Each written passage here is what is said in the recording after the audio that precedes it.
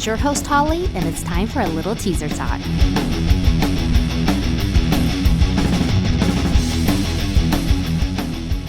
Happy Teaser Talk Tuesday, everyone. Today, I have a guest on that I cannot wait to chat with. I am talking about Mike Ziemer with Third String Entertainment.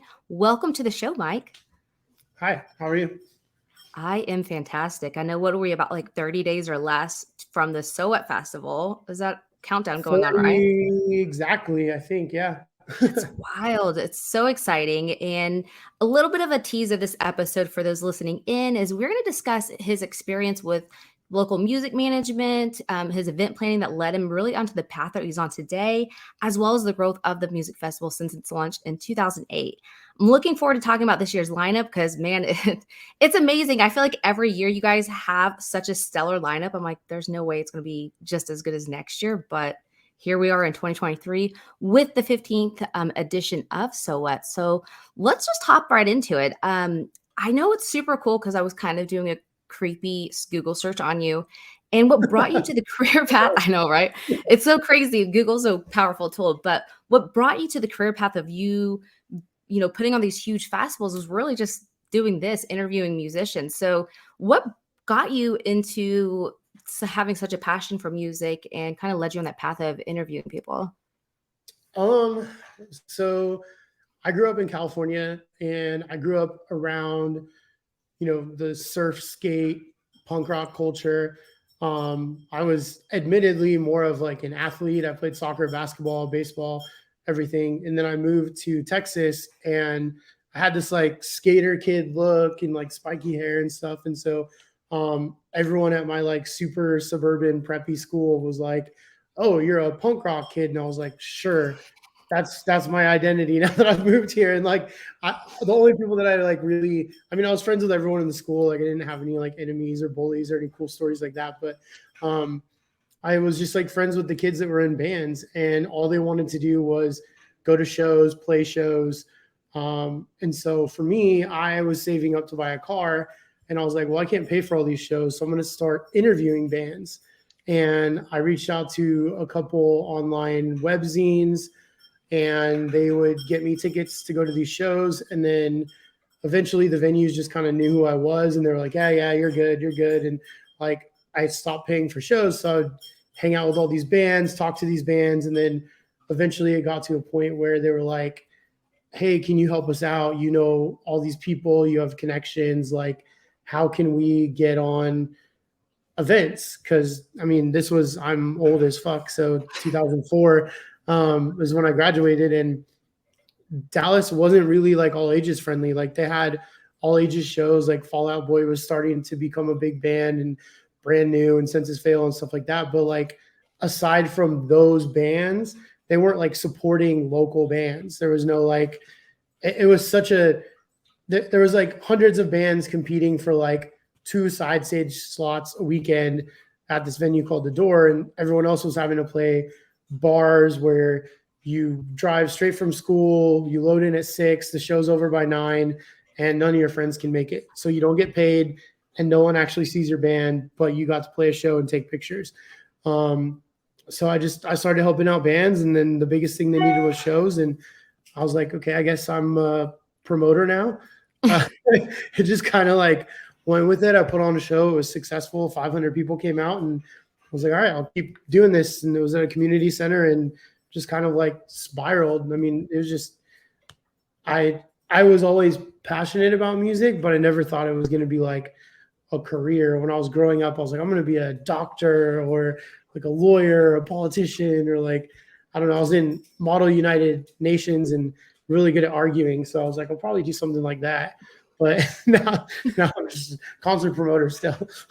That's awesome. You're speaking my language, and I guess I'm old as fuck too because I graduated in 2007. So you're speaking my language about Fall Out Boy, Brand New, all these people.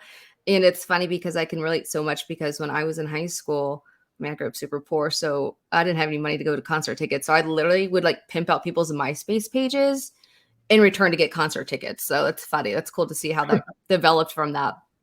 Let's talk about like a little bit of the early years of the festival. Obviously it's evolved, not only just the growth of it, but also the name. How has the progression came to, and really, how have you really I guess, scaled it? Because it's definitely, I can imagine how difficult that would be.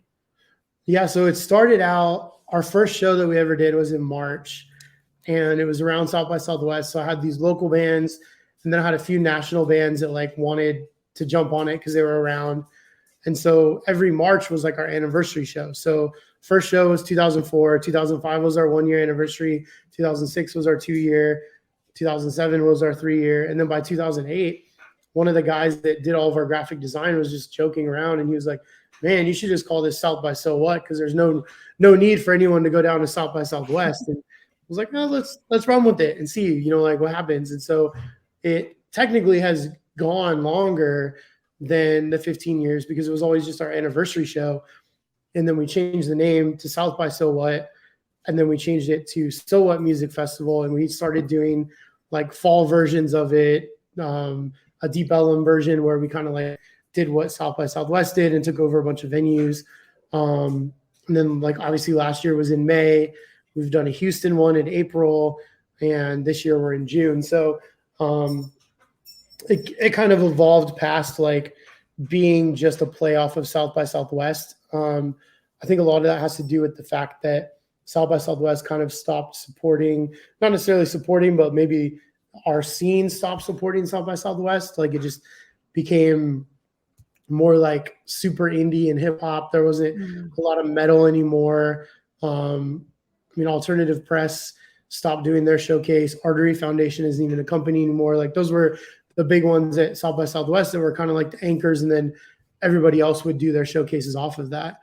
So we just kind of evolved into our own thing and made it what it is. And we really liked the name to stay similar to it, but like the whole So What attitude is like the way that we talk online is like kind of sarcastic and piss people off sometimes, is the way that Riot Fest does. But it's also just like we wanted to be able to do what we wanted to do with the festival. Like it's funny when people are like, oh, you put this on there and that. And it's like, well, if you look at the first year, we had Jeffree Star. Like, I don't even know what category of music that was. It was like MySpace, neon pop, weird. I don't know, just whatever. But we wanted to be able to like evolve into like anything that's just like energy, like can move to it. Like, I don't know. I've gone to festivals where artists that I really love, like Bright Eyes, play, but it's just not the vibe for like 6 o'clock at a festival when you're about to go watch Jay-Z next or something. You know what I mean? Like, we wanted everything to be just like everybody, like hype, I guess is a good word to say it. So that includes adding in some hip hop. That includes sometimes having a DJ or whatever. And so with the idea, So What, it was like, you know what, let's just make this our brand. Like we can do whatever we want. We're going to be one festival 1 year, another festival next year. This year might appeal to you. Last year might have appealed to you more, but it's going to appeal to enough people that we can just keep growing this festival. Yeah, before we had hit record on this, we were chatted a little bit because I wanted to do some fact checking just to ensure that everything was correct. But you had mentioned before that people were like, oh yeah, the So What Festival, this is like the second year. It was brand new last year. And I laughed at that because I'm thinking, I think a lot of it, there was so much hype with the When We Were Young festival. And I think, I don't want to say it was competition, but it was almost kind of like, dang, there's these two really great ones coming on. So maybe it just kind of went viral because people were kind of saying that they were very, I don't know, but I just had to laugh at that because it's definitely not the first year. And you're really, you're obviously, you're a promoter. You're fantastic when it comes to marketing. I was looking, and like I said, I was creeping on you online, and there's a lot of information. I was like, am I reading this about myself? It's crazy to see that.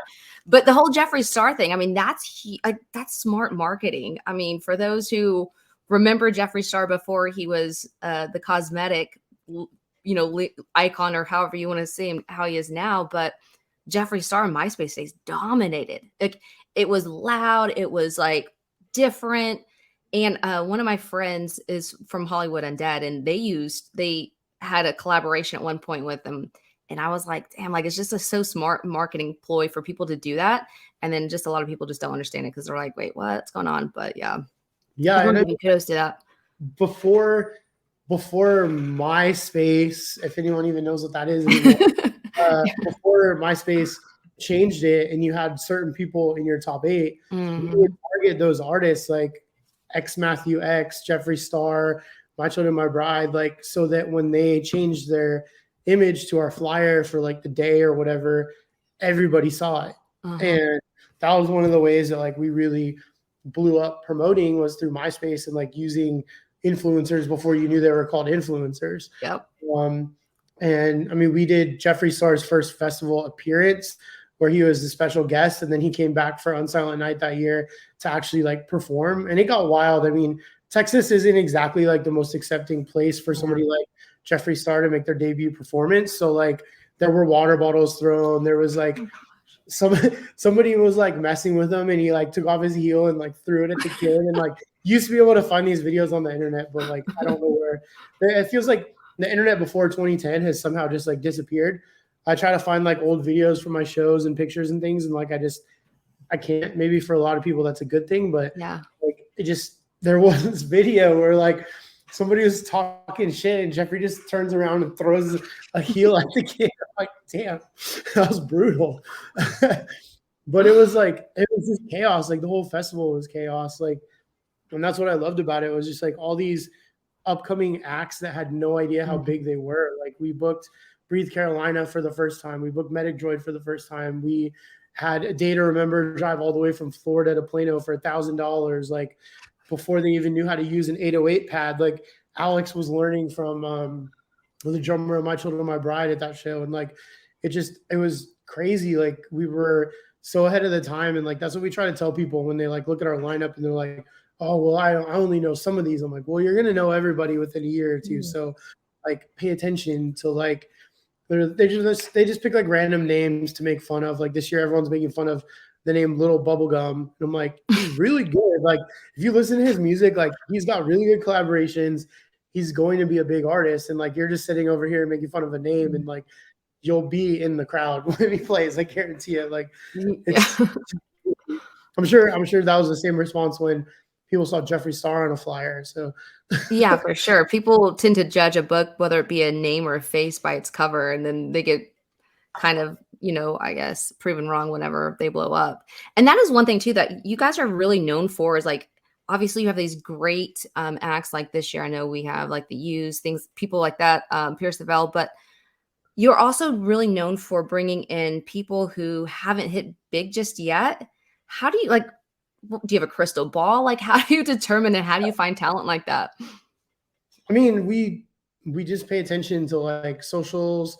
We pay attention to like engagements, not just like what followers or streams look like fans actually being engaged, and also like just doing shows year round. It's easy to see like who's starting to like pop off. And it's funny because there's such a like fight against merch rates right now. And we count in and count out every band. A lot of the time, if you're a smaller band, like we give the money back or we don't take it in the first place, but we use that information to see who's buying whose merch at shows. Like, is there an opening band that's absolutely dominating the headliners and selling merch? Like that tells you everything. And we tell bands that when we count them in, we're like, let us be accurate. We're not going to actually take the money from you, but like, we want to know, are you, this $100 opening band that's outselling the headliner on merch? Like you're obviously going to be the next big thing. And I just think that's like a strategy people aren't thinking of and not using. And if you're watching this and you're a promoter, you're welcome. You should definitely do it. It's very helpful. But I mean, this year, like even in booking this lineup, like we were initially, we almost had Sleep Token, and then they just like shifted their touring schedule. And so they're doing fall festivals instead of summer festivals. But like we were way on top of that. I'm trying to think some of the other things that we had discussed. Just things like that. I mean, like having Body Snatcher as a logo band on our lineup, and putting people like Lolo and Taylor Acorn on main stage. Like just they're all, even from the time that we booked them to now, like the things that they've done, it's just, you can tell like there's just something around certain artists that you can see what kind of tours they're getting, who's supporting them, who's talking about them. And like that's what's always made us successful. Like people would look at our lineups and be like, oh, Asking Alexandria is the headliner. No one's going to be there. And then by the time the festival comes around, Asking Alexandria is the biggest metalcore band in the scene, and there's 7,000 people at their stage alone. So it's just kind of always been the thing for us, is like owning that middle ground of festivals. Like we don't aspire to be like Danny Wimmer, where he's getting Metallica on top and things like that. Like that's not our lane. He's amazing at that. Trying to even compete with that would be silly. And like Blue Ridge, even like they book every artist. Like we're not going to book Slipknot. It'd be cool one day maybe, but like just having everything that's buzzing and doing well, and like that mix of like your legacy acts, like Neck Deep's been around for a while, The Used, Pierce the Veil, but then like right under them, you have so many like up and coming great acts that could be headliners in the next couple of years. Like Don Broco. Don Broco should be headlining every festival. They're so good. I was so excited, but this year you guys did it different than last year, correct? Like it's 2 days this year versus 3 days prior. Yeah. So can we share a little bit about that? And also too, like, are you guys still, I know, like we just said, it's like less than or 30 days. Actually, when people listen to this next week, it'll be a little bit less than 30 days. So within that change, are you guys still looking to maybe add an additional stage? I know you guys have stages are your thing. So I just wanted to chat about that. I found that interesting. I mean, we already added a 4th stage, so that's about all we can do this year. But I mean, we learned a lot from last year. Like last year was not a good year for us, and there was just so many things. I mean, from like an outsider's perspective, it was amazing. Like everybody had a great time. Everything, like the lineup was insane, but it just happened during the worst possible time for the economy. And Memorial Day weekend is the most competitive time, and gas prices and just all these things. And like one of the problems that we had last year was our lineup was too good, and there were too many scheduling conflicts that it wasn't worth it for a lot of people, because they're like, well, I have to pick between 4 bands that I want to see. And like, that's how I imagine something like Blue Ridge is, where every single band you want to see is on the lineup, but like you only have so much time to run between stages. So this year we narrowed it down to 3 stages. We added a 4th due to like the demand for more heavy music, and obviously tickets are doing really well, so we could add it. And we cut it down to 2 days because we just, based on submissions, that's what made sense. Like we've been a single day festival, we've been a 3-day festival, we've been a 2-day festival. We've done one kickoff day where we have a bunch of shows in Deep Ellum, and then we go to the actual festival. So, I mean, this year is kind of interesting because we kind of have like a so what week. It basically starts on the Wednesday with that Neck Deep show that we just announced yesterday, where they're doing their EPs with Real Friends. And then Thursday, I'm trying to think what will be announced by the time this comes. Like, what can I talk about? This will air next Tuesday. So, okay. So then Thursday, we have a couple shows. And then Friday, we have Secrets show. We have Aaron Gillespie and Craig Owens. Then we have like our big like emo night style kickoff. And then we have like Friday, Saturday, and Sunday, we have headlining large acts playing small venues that are not announced yet. And there's just so much going on. Like even if you live here and you have to work during the day and you can't make the festival, you're still going to end up at one of these shows or parties or whatever. So it really does give everybody a lot more value for like their time and like coming here and everything. But yeah, it's hard to do 3 days worth of talent unless you get like the right headliners. Cause we've definitely had years where we like force a 3rd day headliner and it doesn't make sense.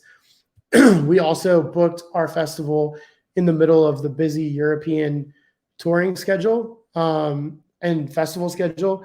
And most of these bands haven't played that festival circuit since pre-COVID. So it was a priority for everybody this year. Next year, maybe we'll go back to 3 days. I like 2 days because it's far less exhausting.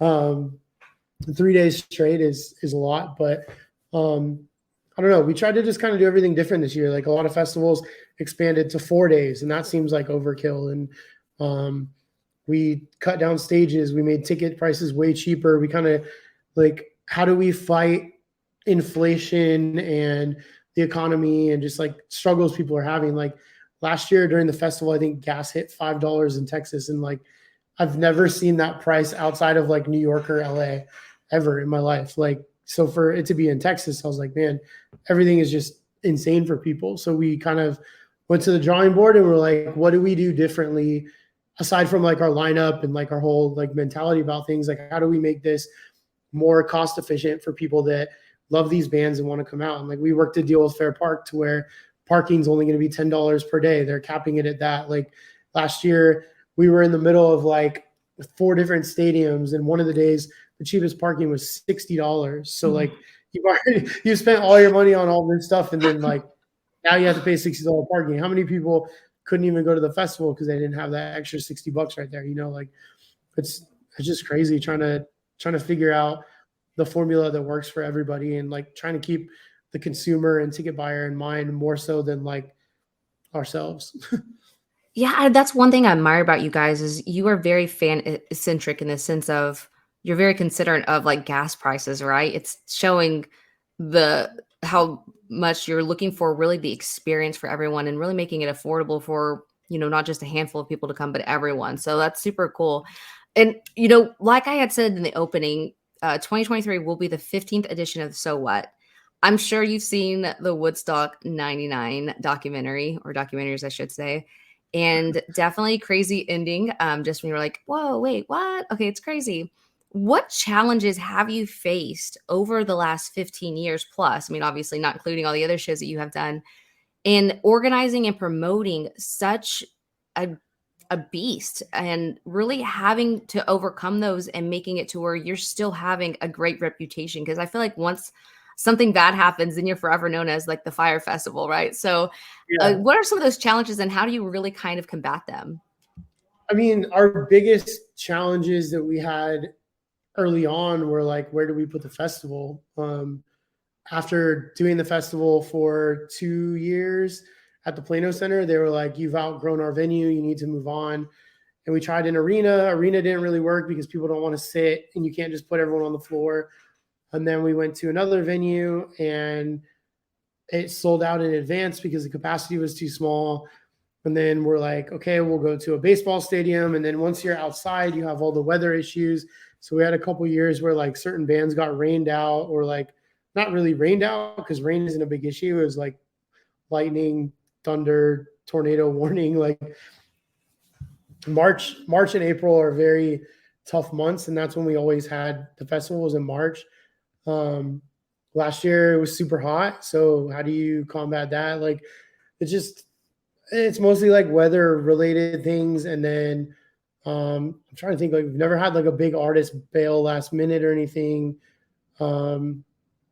Yeah, just like growing pains in general. And like, I guess general, how do you market to the right crowd? How do you reach? How do you adapt from MySpace dying to Facebook being irrelevant to Instagram to how do you get people on TikTok to pay attention?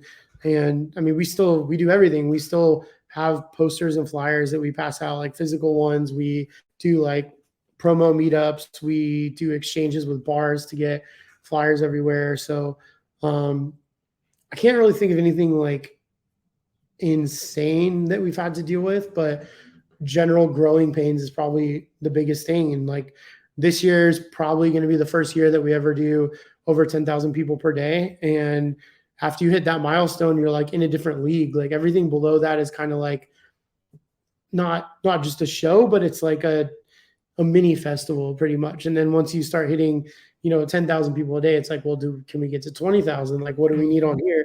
So, I mean, it'll just be another round of growing pains and figuring out like, do we stay at this venue? Do we need to go to a bigger venue? Where would we go to a bigger venue? Just that. And I mean, the biggest obstacle you always have is pleasing the fans. Like last year, there's probably half the people that bought tickets had never heard of our festival before, assumed it was the first year. And so this year they're like, wait, why don't you have 2 Chainz and Trippie Redd? And it's like, well, we're not going to book the same lineup every year. Like you can't duplicate it. But there's for every person that doesn't like the lineup, there's like a million people that do like the lineup. And you see so many people that are like, I wish I could make that. I wish this was in the UK. I wish this was in Australia. Like it's crazy. Yeah, for sure. If you're for everyone, you're for no one. So like I agree with you. It's can't have it even as a fan, like there's a lot of festivals that they do book the same people over and over, which is great to hear that they have that fabulous relationship with the artist, but I just skip them because I'm like, Yeah. okay, I've seen them like a million times. Like, of course, I keep scrolling. It's so funny too, seeing all people like take time out of their day to rag on lineups and stuff like that. But that's another conversation for another time. Well, I mean, I'm super excited. I was actually planning to come on like on Friday, but now you teasing all this other stuff about it starting like midweek. I'm gonna have to get myself to Dallas a lot sooner than what I anticipated. So I'm looking Yeah, I forward to wish we that could for have sure. announced some of it earlier because we announced that Neck Deep show, and then people were like, "I'm trying to change my flight and add an extra hotel day," and like all these like crazy travel plans. But we'll see. That goes on sale tomorrow. It'll probably sell out pretty instantly. The other ones did. Um, but yeah, it's I don't know. It's crazy. We just keep adding more things to make it better. I Um, love it. So I'm not going to make you pick your favorite child, but I'm going to make you pick your favorite child. Who are you most excited to have and host this year for the 2023 So What Music Festival? I mean, for me, probably it's a toss up between the starting line because I've always wanted to book the starting line and Goth Boy Click because that's going to be such a rare. It's almost everybody. I mean, obviously, Lil Peep passed away, and Wicca is not going to be able to do it, but it's everybody else, and they're just planning some really cool production things to make up for those people not being there, and I think it's going to be really special. Um, and then on day one, obviously, Pierce the Veil, like Mhm. they're the biggest band by far in the scene right now that is just this tour is crushing. We just went to Austin Tuesday for the tour and it was deafening in that arena. Like everybody knew every single word, and I just can't. Like those are those moments when it's your own event and you're just like you have chills the whole time, and it's just special. Like they're not like my personal favorite band to listen to, but to watch and like to see the fans and everything, that would definitely be them. Well, I'm definitely excited about all of everyone that's on there, but definitely looking forward to Pierceville as well. Now, as far as a flip question to that, who is somebody you haven't booked yet that you would like to work with or have on your stage? So we did book Bring Me the Horizon, but they got stormed out. So I've been wanting to get them back, and that was like I think it was the Sepaternal year. So they were like just starting to like really blow past like headlining House of Blues and stuff like that. So that would be awesome. Who have we not booked that want to book? AFI would be incredible. That was one of the bands that we were talking to this year, but they had already been too deep in confirming their own tour. That would have been really, really cool. That would have been really cool. Yeah.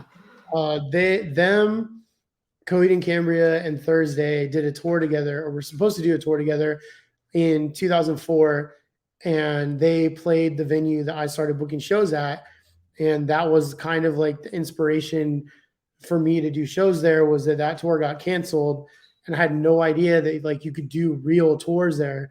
I thought it was always just like these side rooms and things like that, and so that's when I started like basically taking over that venue because of that tour. So like Coheed would be amazing. AFI would be amazing. Obviously Thursday is on this year. Um, yeah, I mean we've booked so many. We've had so many band like we've had G Easy play our festival. We've had Day to Remember play. We've had Bring Me the Horizon play. Like I feel like we've had so many. It's hard. Like I'll look at old posters and like some small print, like when Polyphia was a local band, like they started playing it and then they became like a larger act on it. But I'll look carefully at those and be like, oh, we have booked that band before. Like they were on a tour package with this band. I forgot about that. So it's kind of hard. Like I feel like we've booked almost everybody. That's exciting. Yeah, it is crazy. Like even like watching people, you're like, I remember like from Ashes to New. I know that they've blown up pretty well big since I've seen them. But I remember just seeing them and experiencing them live, and I'm like, oh, these guys sound great. And then the next thing you know, like, they're on Sirius XM and they're actually, getting a lot of traction and in this moment, people like that. So it is super cool to see how you guys have that crystal ball and you really predict the future of who's going to hit. Obviously, as everyone heard earlier, when you're kind of breaking down the mathematics of it, it is there's a system of that, but I think it's very interesting too. And what's really cool is too, I feel like one thing that the rock industry has, I don't want to say done a poor job of, but I feel like there's a lot of ego, and a lot of times they don't do collaborations because it's the whole rock star mentality. And I love my friends, but there's some of them that are the same way. But what was cool is I've seen people like Travis Barker that actually start finding these influencers on TikTok and finding talent that way. What's your thoughts on how people are, putting themselves out there? And then also any tips as a promoter, how somebody can stand out? Because at first it's like super cool because now it's like everyone has a stage to perform on. But now it's like, okay, now everyone has a stage to perform on. It's so much congestion out there. How do people stand out for to people like you when it comes to like YouTube videos, TikTok videos, so on and so forth? I think everything is just so, I don't want to say random because I think that things all happen for a reason, but I just feel like there's always something compelling about an artist, whether it's their look, their sound immediately, their branding, whatever it is, it's something different for everyone. Like I was going through Instagram reels yesterday and I came across this post from Bonnie and Clyde, which is a DJ duo. And they did this little like, we tried for so long to get big. And then one day it happened overnight where this person, it was like Trap Nation or something, played their song and then it got millions of views and they blew up and all of a sudden they were on every festival. And they're like, someone found us, so we want to find someone else. And they came across this artist that had like 500 followers and they just had this really good like acoustic song. There's a video of them playing it just like in their studio. And Bonnie and Clyde reached out to them, and now their huge new single is with those people. And now those people have like 20,000 followers and like they're starting to blow up. And I think those things are just so cool and random, but like that's really how it happens. Like things just appear in front of you. Like we're such a, like we're literally like the ADHD generation of like, nope, next. And then there's like that half of a second noise or visual or something that you catch while you're just doom scrolling that you're like, wait a minute. And then next thing you know, you've watched 100 videos from this artist and they're like your new favorite artist. I think that I'm probably going to butcher her name, but like Ali Spagnolia or whatever her name is on Twitter, where she does these weird, very weird renditions of songs where it's like, what if the song by the Jonas Brothers was done by hitting cowbells, or like just it's crazy. She does such strange things, but like that's her thing. And like she gets everyone's attention and gets so many views. For me personally, like I just like people that are polite and like, hey, like to the point, like, hey, can you check out my music? Here's a link. Like almost always I'll click it and check it out. But if you have that one opportunity to hit someone up and you're like, hey, would love for you to check out my music, but there's no link, there's no information. By the time I come back to your message later, I've probably already like moved on, and like you're probably buried in my like messages of like Instagram and everything. As soon as you're tagged, there's another message in your inbox. It's not like a notification, it's another message. So just being like to the point, like, hey, my name is Mike, I'm in this band, here's our link. We've played with these 5 bands, we sound like this. I feel like you would like this. Like just kind of like bonus points if you know what I listen to and think that I'm going to like you based on that. Like I saw you post about Free Throw. We're also an emo band from the Midwest. Check us out. Like things like that. But I mean, I think for me, the most effective one is Twitter. When you reply to me on something and send me your music, like, especially when I'm asking for it, I listen to so many bands from that and like so many artists. I've started managing artists from that. I've put artists on my small record label. I've put artists on, opening main stage at a festival from that. I love being able to like help out an artist that has absolutely no following, like being able to look at our ticket sales and everything for this year and be like, okay, well, we can do some sort of like, you can open up this stage if we find somebody, or something like that. I guess I shouldn't say publicly that we might have one more slot left, because then I'll get slammed. But like, you know what I mean? Like, you can always like make that 20 minutes or something for an artist that you come across. And we also do like Battle the Bands events where people can perform live, and if we like them, we'll add them to the festival. I feel like at least once a month I'm posting somewhere on social media, like, who is a band that sounds like this? Like, one of the big things last year for me was like, who's got like that dirty, gritty, like Southern rock type He Is Legend sound. And now, like, ironically, I'm managing He Is Legend just from like posting about that. But that's awesome. Yeah, I think too, it's like standing out, being different. But because like for me, when I started the podcast, I literally, slid into DMs and asking people, hey, you want to be on my show? And I think that a lot of people make the mistake is when they do slide into a DM, they're too into themselves. Like, they're too like, hey, you're going to sleep on me again this year? Like, I put myself out last year for you and stuff like this. I have to say that. If you had $1 for every DM that you had, I'm sure that says that, or email. But also too, it's like, you're going to regret not putting me on a stage. Guy with 34 followers just told me, like, cool, you might be famous one day, but I'm not going to regret it because you were a jerk. Like, yeah, exactly. But it's also too, it's taking consideration of who you're connecting with. And like you said, like, taking some time to actually get to know you and see what sounds you're into and how they can align with that. So that was a great tip right there. If anyone's listening and there you guys are wanting to slide into a DM or an email with Mike, make sure you take those tips, or else I guess he will sleep on you and you will not be on the stage. We also always put up a submission link, probably like June. Well, I guess this year it'd be like July or August, but I'm just like, send your music. And it's so funny because we do it almost a year out. So sometimes we'll review it closer to the event and we're like, wow, that band's already signed and touring. Like, that band's on the festival because they're with this band. And like, it really is like the artists that are willing to take that few minutes to fill out a form and send you their music and do it properly. They're like, are worth checking out in the first place. Absolutely. Well, Mike, I really appreciate you taking the time and chatting with us about the SOUT Music Festival. For those who are listening in, you guys make it last minute, hop on a plane or hop on a bird, jump on a horse if you're in Texas, head over to the SOUT Festival, which is happening June 24th and 25th. But then also too, it sounds like there's a whole bunch of cool pre-show or pre-festival events happening. So make sure you follow Mike, and it's at MikeZiemer on social, as well as the at SOUT Music Festival. You guys are really funny. I enjoy following the page because it's just funny memes and stuff like that. Really, like, just me. I'll sit there and I'll see something. I get bamboozled. I'm like, I fell for it again. Like, you guys are just being silly. But it's a great time. And I just appreciate you guys, making music festivals fun and really thinking about the fans. And can't wait to be there and experience it with you guys this year. So to put a bow on it, what are your big plans for SOUT Festival moving forward? Can you kind of tease something when it comes to 2024 and other festivals coming up that you have planned in the future? I would say expect that Dallas won't be the only location for the festival.